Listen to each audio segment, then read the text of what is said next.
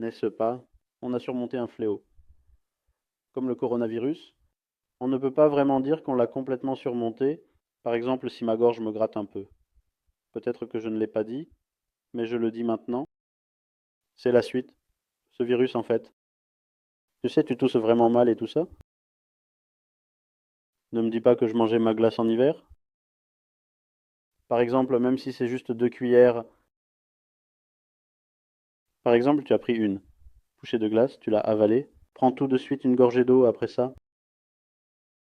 Je suis vraiment plein d'espoir que c'est le début de sa guérison complète et que tout ira bien pour elle à l'avenir. N'est-ce pas? Disons qu'on a surmonté un fléau comme le coronavirus, d'accord? Dans quel état sommes-nous arrivés? Comment nos psychologies se sont-elles détériorées? N'est-ce pas? Nous n'avons pas pu mettre un pied dehors. Comment dire? Tu sais, comme dans les films ou les séries, quand les amis ou les frères se rencontrent, ils se serrent la main, ils s'enlacent, tout ça. Comme ça m'avait manqué, tu sais, de pouvoir me serrer la main ou de faire un câlin. Maintenant, quand on doit sortir quelque part, on en vient à réfléchir 50 fois avant de le faire. Qu'est-ce qui reste de tout ça, en fait, comme le son? Tu sais, c'est comme dans ces films ou séries télé, où les amis ou les frères se rencontrent, ils se serrent la main, ils s'enlacent, tout ça. Comme ça m'avait manqué, tu sais, de pouvoir me serrer la main ou de faire un câlin. Maintenant, quand on doit sortir quelque part, on en vient à réfléchir 50 fois avant de le faire. Qu'est-ce qui reste de tout ça, en fait, comme leçon? Dieu merci, maintenant on peut sortir tranquillement. C'est tout.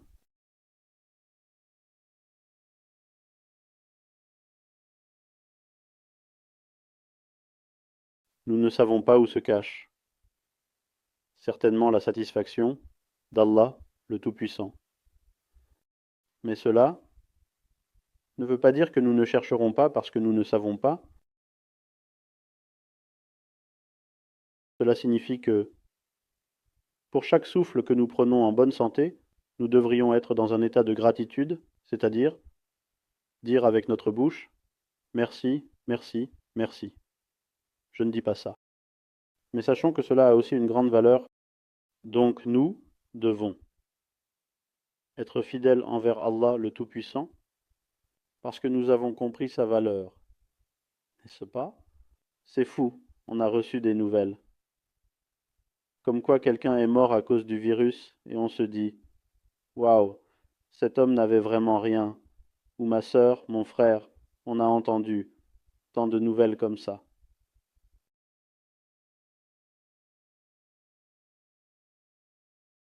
Cela signifie que même une telle distance n'est pas grand-chose entre nous. Tu sais, je ne parle pas seulement la mort avec ce malaise. Il semble donc que nous devons toujours être dans cet état de fidélité envers Allah, le Tout-Puissant. N'est-ce pas si nous pouvons respirer aussi facilement? Si nous pouvons expirer l'air que nous avons inhalé?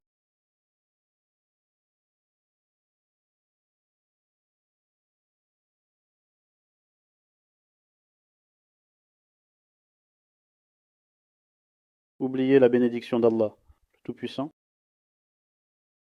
C'est une très belle grâce.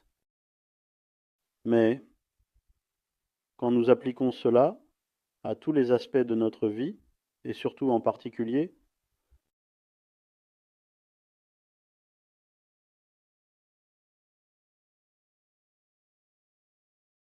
quand une personne se retrouve seule, elle doit réfléchir un peu, tu sais, qu'est-ce qui s'est passé, qu'est-ce que nous avons traversé, à quoi devrions-nous rendre grâce, je me demande.